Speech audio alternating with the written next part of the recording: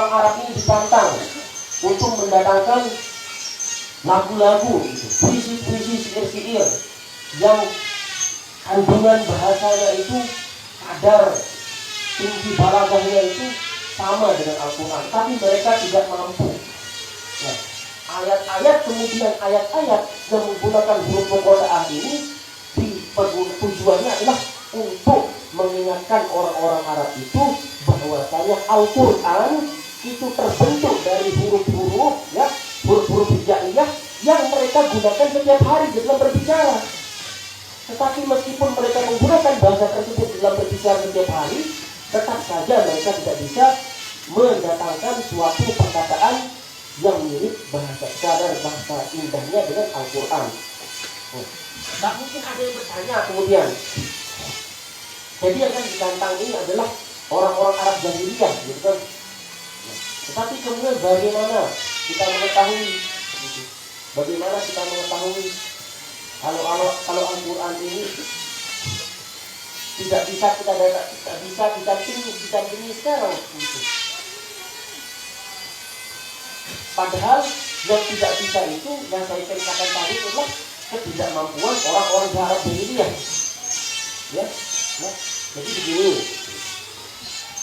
Orang-orang Arab jahiliyah itu adalah diceritakan atau diteliti, ya, oleh para ilmuwan, para ulama, adalah mereka itu orang masyarakat yang sangat menjunjung tinggi ini sastra, menjunjung tinggi sastra. Jadi ketika ada orang yang mampu mengubah syair-syair yang indah begitu, dia akan sangat dipuji. Orang-orang kaya, saudagar-saudagar yang memiliki banyak hartanya itu akan memberikannya uang. Dengan apa? Dengan orang-orang yang para penyair ini memuji orang tersebut, memuji saudagar ini, kemudian diberikan uang. Nah, jadi orang-orang Arab ini adalah orang yang menjunjung tinggi sastra yang indah. Jadi ketika mereka mendengarkan Al-Quran, seketika mereka itu mengetahui bahwasanya Al-Quran ini mengandung balaghah yang sangat tinggi, mengandung sastra yang sangat tinggi, ya. Bahkan sampai ada itu dengkot ini kafir Quraisy itu, saya lupa namanya, kalau namanya sesepuhnya itu. Jadi dia itu ingin bermusyawarah dengan dengkot-dengkot Quraisy yang lain, ya. Mereka ingin menyepakati. Jadi Al-Quran yang dibawa oleh Nabi Muhammad ini kita sebut apa? Mereka mengatakan itu. Apakah kita sebut sebagai syair, ataukah kita sebut sebagai apa? Sebagai itu ada bahasanya jampi-jampi gitu, jampi-jampi penyihir, ya. Atau sebagai perkataan orang yang gila gitu. Nah, ini Utbah bin Rabi'ah kemudian mengatakan, oh tidak. Jadi dia teliti semuanya. Al-Quran ini bukan syair, bukan jampi-jampi gitu. Bukan apalagi perkataan orang gila. Nah, jadi saking bingungnya mereka untuk mengklasifikasikan atau menentukan di dalam jenis apakah Al-Quran ini. Jadi mereka, ya udahlah, kita anggap saja ini Al-Quran ini perkataan orang gila katanya. Jadi itu adalah gambaran betapa tidak mampunya dia ini dengkot ini untuk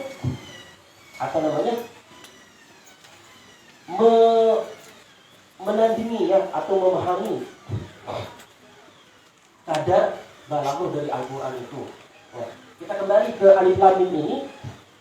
Tadi saya katakan ini sebagian ulama mengatakan ini adalah termasuk di dalam ayat-ayat yang mutasyabihat, ya, tidak kita ketahui maknanya. Tetapi tujuannya itu adalah untuk mengingatkan orang-orang Arab bahwasanya Al-Quran ini terbentuk dari huruf-huruf hijaiyah, ya, atau huruf-huruf dari ungkapan-ungkapan, perkataan-perkataan yang mereka gunakan setiap hari.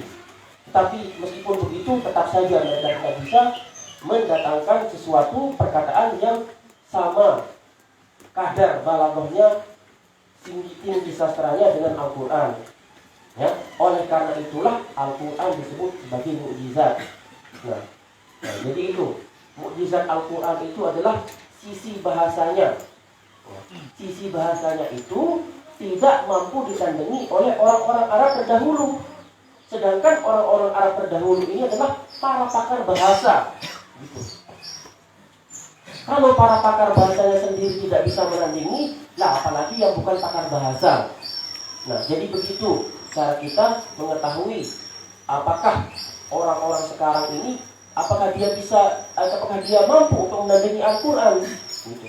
Jadi kalau orang-orang Arab jahiliyah saja yang merupakan pakar bahasa, jadi masa mereka itulah masa keemasan, di mana masa keemasan bahasa Arab gitu. Nah, kalau sekarang bahasa Arab ini sudah agak rusak. Jadi setiap kebanyakan mayoritas orang-orang Arab itu tidak lagi menggunakan bahasa Arab. Jadi bahasa amiyah mereka pakai, bahasa pasaran. Dan setiap dari negara-negara Arab itu menggunakan bahasa amiyah yang lain-lain. Ya sama lah seperti di Lombok gitu. Bahasanya berbeda-beda. Seperti itu. Ya. Nah, kata saya, Alif Lam Mim, Allahu a'lamu bi muradihi bidzalik. Nah ini. Jadi di sini Imam Mufassir ya, Musannif mengatakan Allahu a'lamu bi muradihi bidzalik. Allah lah yang lebih tahu dengan maksud dari perkataan Alif Lam Mim ini. Dan makna dari Alif Lam Mim ini. Ya. Tapi kalian bisa kembali kepada apa yang saya jelaskan tadi, ya. Meskipun kita tidak mengetahui maknanya, tujuan dari ayat tersebut tetap ada, ya. Allahu la ilaha illa huwal hayyul qayyum. Allah tiada Tuhan selain Dia. Jadi apa namanya?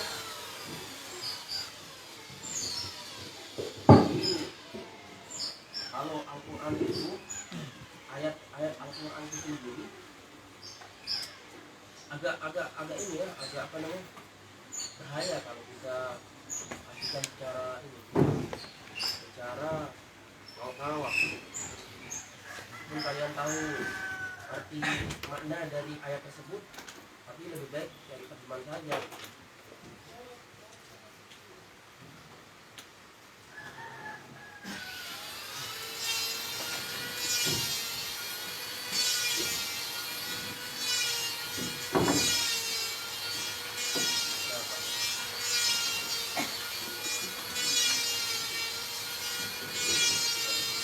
Tapi terjemahan ini ya,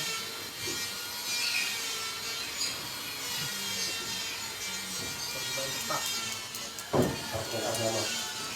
Jadi Allah la ilaha illa huwal hayyul qayyum. Allah yang tidak ada Tuhan selain Dia, yang maha hidup lagi maha mengurus. Al-Hayyum yang maha hidup, Al-Qayyum yang maha mengurus makhluknya secara terus-menerus. Kalau kalian lihat di sini di dalam tafsir ini, ayat Allah la ilaha illa huwal hayyul qayyum itu tidak dijelaskan oleh Imam As-Suyuti atau Tuhan Musannif. Karena memang menurut Musannif di sini ayat ini maknanya jelas gitu ya. Ayat jelas. Dan kemudian karena memang tafsir lain ini adalah tafsir yang mukhtasar, ya, yang ringkas. Ada banyak tafsir-tafsir yang membahas secara detail ini apa namanya maksud dari ayat-ayat ini. Dan pembahasannya nanti akan panjang gitu. Seperti apa itu arti al-hayyu, kemudian apa arti al-qayyum, dan kemudian dibahas kehidupan Allah itu adalah sifatnya, kehidupan Allah itu seperti apa gitu. Nah, tapi di sini tidak dijelaskan. Nah, kemudian nazzala 'alaika ya Muhammad. Nazzala Nah, itu nazala itu ada yang tahu itu namanya fi'il apa?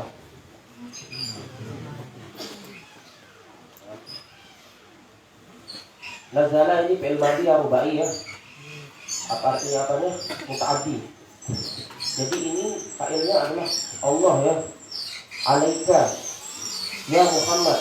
Nah, di sini yang dijelaskan oleh Imam Suyuti adalah kaf di sana. Allah telah menurunkan kepada engkau.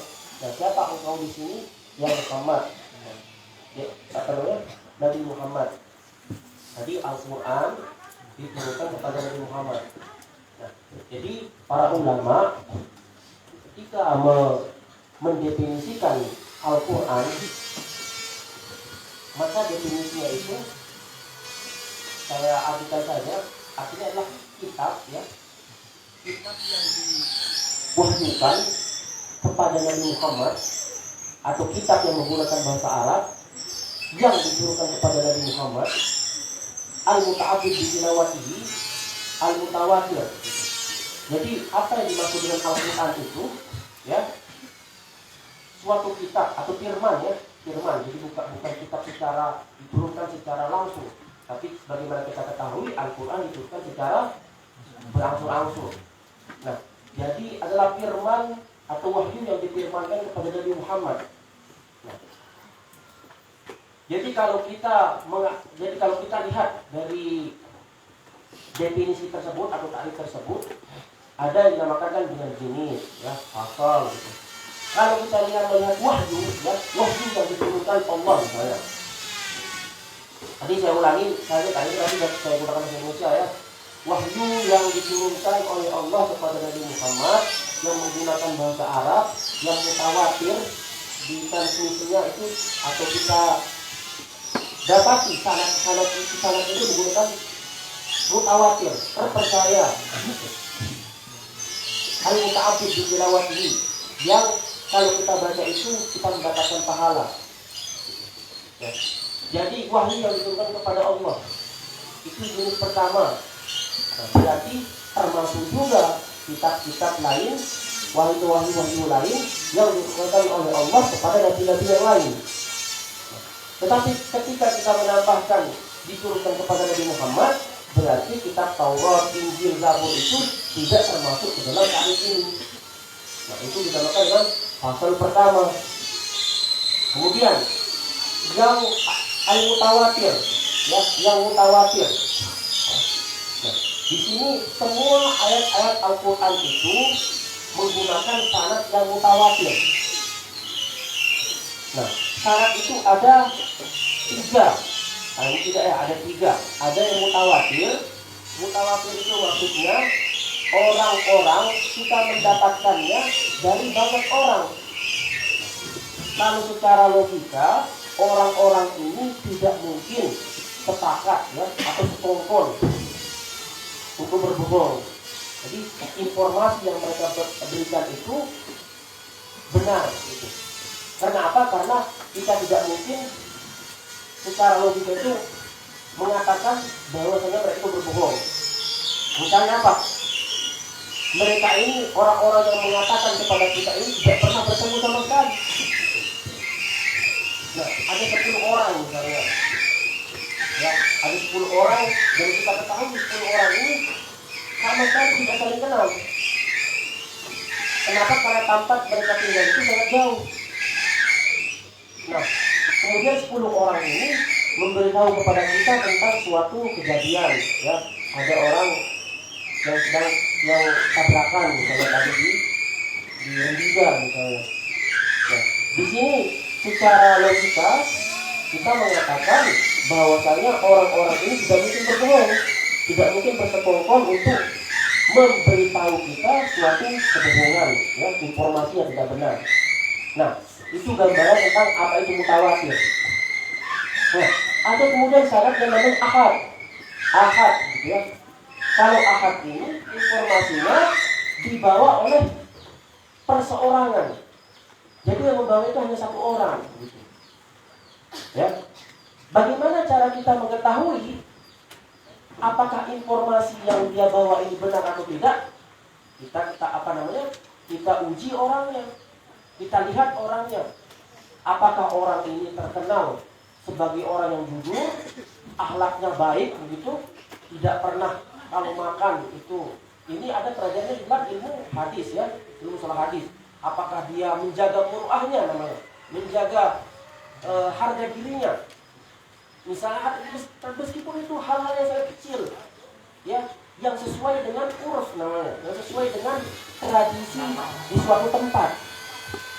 Ya, misalnya kalau di sini apa ya yang tidak disukai oleh masyarakat, misalnya kentut di depan umum. Ya. Kalau ada orang yang sering kentut di depan umum itu jangan jelas, ya ini bukan orang yang bagus akhlaknya. Kalau dulu sih banyak tuh aib-aib yang kita tidak boleh lakukan di tempat umum, jongkok di tempat umum itu aib. Kemudian apa lagi? Siul ke cewek itu aib juga itu. Banyak aib ya. Nah, jadi kalau ada orang-orang yang melakukan hal tersebut, dari sanalah kita uji apakah informasi yang dia bawa ini benar, apakah dia mengatakan suatu hal ini jujur atau tidak. Jadi ini berbeda ya. Kalau misalnya, saya mohon kalian perhatikan ya, karena ini pertanyaan saya pun akan kesana ke sini. Ya, jadi saya harap kalian memperhatikan apa yang dikatakan. Hadis itu ya, hadis. Al-Quran ini juga sebenarnya termasuk dari hadis. Tapi seperti yang saya katakan tadi, dia atau maksudnya ada riwayat. Al-Quran ini termasuk riwayat, suatu hal yang diriwayatkan dari Nabi. Apa yang membedakannya dengan hadis yang lain? Ya, dari kita ketahui dari hadis itu. Nah, salah satunya adalah ini. Kita bersifat mutawatir. Sangatnya itu mutawatir. Tadi kalian ingat kan apa itu mutawatir? Ketika suatu informasi itu dibawa oleh orang banyak dan logika kita mengatakan tidak mungkin orang-orang itu bersekongkol untuk memberikan informasi yang salah, atau mereka bersekongkol untuk berbohong kepada kita gitu. Nah, kemudian ada apa namanya sanad yang ahad. Kalau ahad ini dibawa oleh satu orang saja, satu orang gitu. Tapi bukan banyak orang. Nah, bagaimana cara kita mengujinya tadi? Yaitu adalah kita mengetahui apakah orang ini apa namanya ada apa itu muruah itu ada yang mengatakannya wibawanya, yang menjaga wibawanya, tidak melakukan hal-hal yang tidak terpuji. Ya. Nah, kenapa? Karena orang ini, ya, karena orang yang membawa informasi itu membawa atau membawa suatu informasi, ya, membawa suatu informasi. Apa yang dimaksud dengan informasi itu adalah sesuatu yang dilakukan dari orang lain. Jadi misalnya kan orang yang dikatakan membawa informasi ini adalah dia membawa suatu menceritakan suatu kejadian, misalnya gitu. Menceritakan suatu kejadian atau menceritakan bahwasanya orang ini mengatakan ini. Nah, ini bukan informasi. Berbeda halnya ketika dia menjelaskan tentang pemikirannya. Misalnya ketika mengatakan, kalau menurut saya kalau menurut saya tidur orang yang ini setelah makan itu bagus katanya. Nah, ini kan pemikirannya dia. Nah, kalau ini bisa kita ukur sendiri dari perkataan itu sendiri. Kalian ngerti nggak? Cara kita menguji atau menilai perkataan tersebut ya dari perkataannya. Oleh karena itulah orang mengatakan unsur ila maqala wa unsur ila maqala. Lihatlah kepada perkataannya, bukannya kepada siapa yang mengatakannya. Tapi ini konteksnya berbeda ya. Ini berbeda sama sekali. Kalian ngerti nggak? Kira-kira. Jadi kalau kita menukil informasi, itu bisa kita uji orangnya, kita nilai orangnya, apakah akhlaknya bagus, karena dia karena dia menukil perkataan orang lain, karena dia memberikan informasi tentang suatu hal. Tapi berbeda lagi ketika dia menceritakan atau menjelaskan tentang pemikirannya, atau perkataan dia sendiri gitu. Nah itu bisa kita uji langsung, kita nilai langsung perkataan yang dia katakan atau pemikiran yang dia keluarkan. Nah itu jadi bedanya ya. Kira-kira jadi ngerti nggak nih? Betul sulit. Gak apa-apa ya. Meskipun kalian nggak ngerti, nggak apa-apa. Nah itu yang ahad namanya sanad ahad. Kemudian ada yang syadz. Nah kalau syadz ini adalah ketika suatu ketika riwayat ya, riwayat. Jadi kan ada sanad, ada matan. Kalau sanadnya itu ya orang-orang yang menginformasikan itu dari Hamid, Zaid dan seterusnya. Kalau matannya adalah informasi yang mereka tukar ya, informasi yang mereka berikan. Nah, kemudian kalau sanad itu adalah ketika matan atau informasi yang mereka berikan itu menyalahi informasi atau riwayat yang lebih kuat. Misalnya ada ada hadis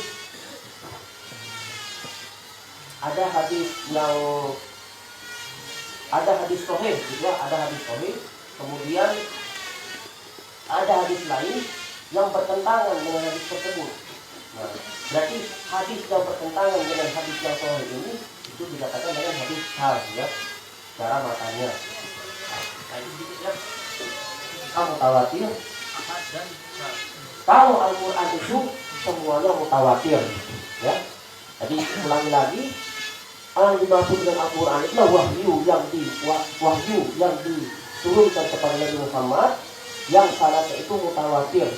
Al-muta'abbid bi tilawatihi, nah itu yang terakhir. Bukan, ada selain lagi ya, al-mu'jiz yang berupa mukjizat. Nah, jadi kalau Al-Quran ini mukjizat ya, berbeda dengan kitab-kitab Allah yang lain. Kitab-kitab yang diturunkan Allah, Taurat, Zabur itu bukan mukjizat. Kalau Al-Quran sendiri mukjizat. Begitu juga dengan wahyu-wahyu lain yang diberikan Allah kepada Nabi Muhammad, yaitu seperti hadis, ya, atau seperti hadis qudsi, juga itu bukan mukjizat. Nah, al-muta'abbid ini termasuk juga itu. Kalau hadis tidak muta'abbid bitilawatihi, kita tidak bisa membacanya di dalam sholat ya. Tapi kalau Al-Quran bisa ya. Nah, itu Al-Quran. Jadi dari sini nazala alaika ya Muhammad, itu kita mengetahui bahwasanya Al-Quran itu didefinisikan seperti yang saya sebutkan tadi. Nah, tetapi di sini menyebutkan nazala alaikal kitaba. Nah, ya.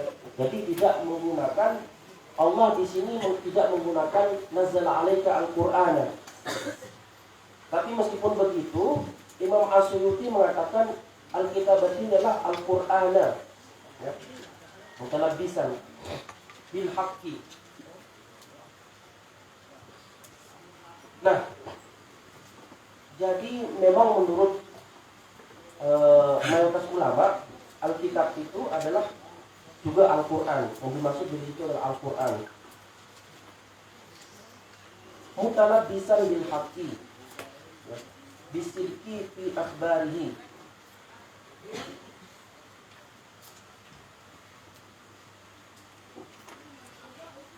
Jadi di sini saya akan tidak untuk pengajian kita kali ini saya tidak akan memaknainya secara ini ya, secara perkata-perkata gitu ya. Jadi karena kenapa? Karena saya belum ini tadi persiapan.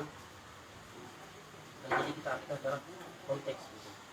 Besok untuk kita lanjutkan dari ayat ini atau dari surat ini atau dari surat Al-Fatihah insyaallah. Jadi Al-Qur'an mutalabbisan bil haqqi.